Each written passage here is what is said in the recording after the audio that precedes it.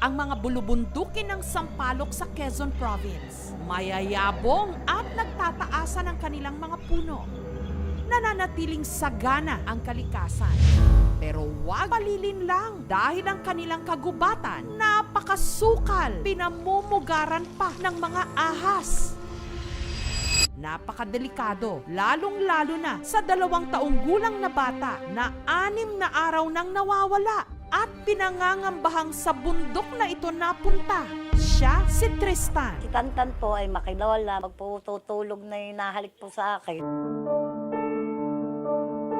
Kwento ng kanyang lola Mary Ann, umaga nitong March 27, matapos magsimba, kasama ng kanyang pinsan, si Tristan bigla na lang daw nawala. Nung mga nag-uwian na yung mga bata, akala ko po kasama ng umuwi si Tantan. Dahil tahimik at hirap pang magsalita ang bata, matyagang sinuyod ni Mary Ann ang kabundukan. Ako po pumunta doon sa likuran. Nagtanong din po ako, ay hindi daw po nakakita yung apo ko. Hanggang nakausap nila ang kapitbahay nilang si Nico. Nasa palayan ako nung narinig ko na may umiyak na bata. Sumunod doon, meron pong boses ng matandang lalaki. Yung pagkakabig kasi, parang gulat po na hindi ko mawari. Yung narinig kong iyak, malapit dun sa kawayanan. Dun banda sa kawayanan ko narinig yung iyak ng bata. Sabi daw po may kalaro. Mga laman lupa po. Magmamahal na araw daw po ay naghahanap ng mga kalaro yung ganyan. Hawak siya ng napakagandang babae. Siya pong kalaro. Mga diwinding puti po. Naniniwala ako na laman lupa o engkanto ang kumuha dun sa bata. Kung sakaling masamang tao ang kumuha dun sa bata na yun, sa loob ng 6 na araw, siguro hindi na makikita. Parang may kababalaghang nangyari. Makalipas ang 2 araw, ang munisipyo o ang LGU tumulong na sa paghahalughog ng bundok. Sinuyod na rin ang rescue teams ang kawayanan kung saan narinig ni Nico ang iyak ng bata. Yun ho kasing barangay, katabi rin ho siya ng kabundukan. May mga certain paniniwala na baka daw ho nandun sa kagubatan. Day 4 po, nasuyod po yung lugar. Tinanong po namin yung family kung meron bang internal issues, nakaalitan. Nandun yung agam-agam natin na 4 days, considering 3 years old yun, impossible to survive. Para mas mapabilis ang paghahanap, nagsanib puwersa na ang 7 search and rescue groups mula Quezon at Laguna. Kabilang na ang grupo ni Romulus na first time sasabak sa isang malawakang search and rescue operation. Bilang isang rescuer, wala po makapagbigay ng safety, kundi yung ating Panginoon lamang. Kung sakasakaling sa part ko naman nangyari yon, lahat siguro na resources na meron ako ay gagamitin ko para lang mahanap talaga yung anak ko. Papuri at pagpapasalamat in Christ name we pray. Amen. Amen. Huwag daw po kayo mag-iwahiwalad. Kasi baka naman naroon sa kabila. Ano pong ahas?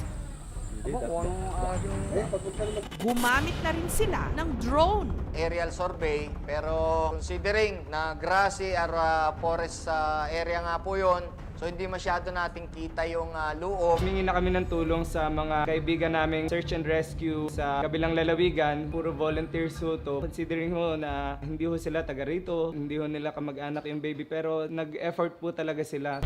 Ang aming ini-expect na makita na lang po yung katawan ng bata para po sa pamilya po. Samantala, nung mga sandaling yon, ang ina ni Tristan na si Macy na lockdown sa Cavite. Kailangan ko po kasing magtrabaho po sa Dasmariñas, Cavite para po pang-sustento po sa anak ko po. Asawa niyo po? Sa Kawit, Cavite naman po siya nagtatrabaho. Tumawag po sa akin, sabi niya po nawawala daw po yung anak ko. Siyempre po umiyak po. Kaya agad ding umuwi si Macy ng Quezon para tumulong sa paghahanap sa nawawala niyang anak. Nananalangan lang po talaga ako sa Diyos na sana po ibalik na po yung anak ko kung sino man po talaga ang kumuha. Maawa na po. Sobrang pag-aalala ako pa sa anak ko. Kung kumakain po ba siya araw-araw, gabi-gabi, tapos nakakatulog ba siya sa tamang oras po. Day 6 po ng umaga, tumigil na po ang ulan. Suyod talaga ang gagawin. Medyo masukal din po yung area. Siya na yung last day na sana i-declare na wala na talaga yung bata.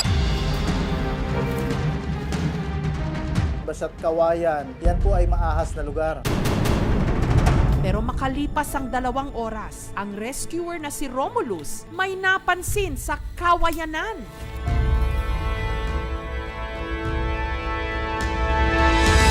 Bata!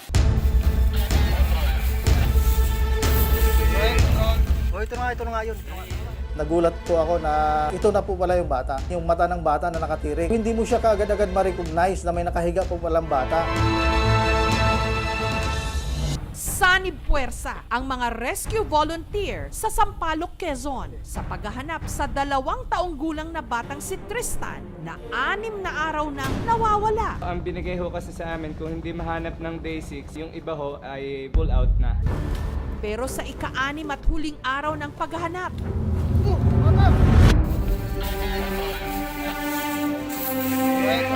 himalang natagpuan ng rescuer na si Romulus ang bata sa Kawayanan. Ito na nga yun. Sir, positive. Narito yung bata.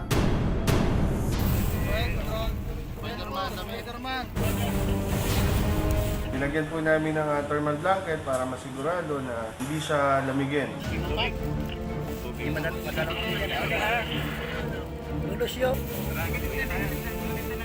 Nakikita mo sa mata niya na siya gutom at uhaw. Nililibang namin siya, kinukwento namin siya. Dahil dadaan na tayo sa malapit na daan. Yan ang malapit na daan.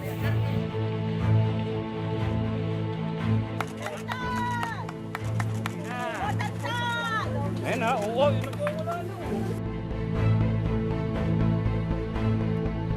Tuwan-tuwa po. Iyak na iyak po nung dumating yung aking apo. Kaya salamat po, Panginoon. Sobrang sarap po sa pakaramdam na nalaman ko pong buhay pa po yung anak ko. Pero ang kanilang ipinagtataka, makailang beses na nilang nadaanan ang Kawayanan yon. Day 4, yung area po na yon ay nadaanan na po ng aming team. Wala po kami nakitang bata doon. Yung day 5 po ay napuntahan na po namin yun. Nakakapagtaka nga bakit kung kasi yung day 6, biglang merong batang nakalagay na nandun. Ako po'y nakikita nung may hawak sa kanya. Ako'y minumura, inakuha. Alin po? Mga diwinding puti galit. Mahal nila yung bata. Kaya yun din ang ipararating nila na yung bata ay mahalin. Siguro kaya narinig ko yung iyak ng bata kasi yun yung sign. Para dun ko papuntahin yung naghahanap dun sa bata na yun. Makalipas ang 1 linggo, heto na si Tristan. Ngayon, Pag po nakakita po siya ng ibang tao, pumapasok po agad siya sa loob ng bahay. Minsan po, wala lang kibo. Pumayat po talaga siya. Pag tinatanong, hindi naman din po kami sasagutin. pero nananatili pa rin sa kanilang palaisipan kung paanong napunta si Tristan sa Kawayanan. Mahina din po yung maglakad. Kung hindi din po naman bubuhatin, hindi din po makakarating sa malayong lugar. Pero paano nga rin ba posibleng nakasurvive ang bata sa masukal na gubat? Meron sapa na pwedeng inuman ng tubig ng bata. Ang may papayo ko sa aking mga residente ay pangalagaan ng kanilang mga anak. Magsagawa nung pagbabakod ko, lalong po sa mga likuran ng tahanan. Samantala, para masigurong malusog si Tristan, pinatignan na namin siya sa doktor. Kakapaglaro, magana na rin kumain at uminom, okay naman na yung patient. So, kumbaga back to normal na si Tristan. Usap po kami ng asawa ko, hindi na po ako babalik sa Cavite. Dito na muna po ako sa amin. Siya naman po ang tatrabaho. Lahat ng angulo ay ating tinitingnan. Pwede na simpleng pagkaligaw ng bata. Yung abduction and kidnapping, tinitingnan din natin yan. Pero parang hindi posible na magkaroon ng walang kaaway yung mga magulang. For the last 6 days na wala naman tumatawag sa kanila. At demanding for something. So, isang isolated case. Walang dapat ikabahala ang mga mamamayan ng Sampaloc. Wala pa kaming na-establish na suspect. Establish tayo ng isang krimen na nagawa. Atin po itong sasampa sa Ito na nga yun. Maraming salamat po talaga. Kung hindi po talaga dahil sa kanila, hindi pong maibabalik ng ligtas po yung anak namin po. Sobra pong mahal ko po yung anak ko. Ngayong nasa gitna tayo ng umiigting pang pandemya, mas higit po nating alagaan ang ating mga sarili at bantayan ang mga bata. Hindi lang laban sa virus, pero pati na sa iba pa nilang posible ikapahamak.